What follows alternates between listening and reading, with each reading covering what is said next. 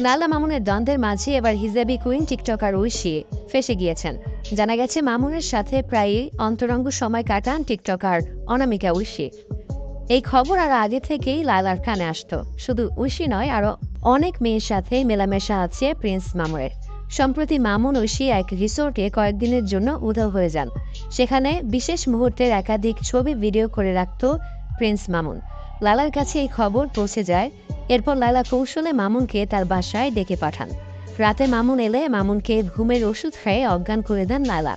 এরপর মামুনের মোবাইলের সমস্ত ছবি ভিডিও নিয়ে নেন লায়লা, যেখানে অনামিকা ঐশী ছাড়া আরও অসংখ্য মেয়ের সাথে আপত্তিজনক ভিডিওর ছবিতে দেখা গিয়েছে প্রিন্স মামুনকে।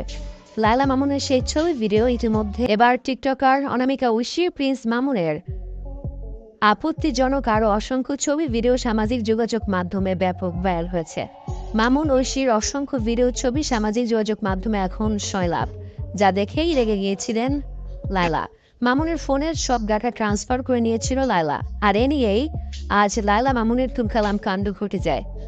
হিজাবি কুইন খ্যাত টিকটকার অনামিকা ঐশী অবশেষে কট খেয়েছেন।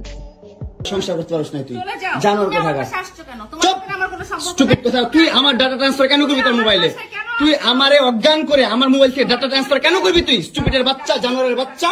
তোর বাসায় এনে কাজের লোক ঢাকা আনিস, আবার জানোয়ারের বাচ্চা কোথাকার। তোর বাসায় আমি আসতে চাইছি কখনো? তুই আনবি কেন তোর বাসায় আমাকে? তুই আমার মোবাইল থেকে আমার ডাটা ট্রান্সফার কেন করবি তুই, জানোয়ারের বাচ্চা?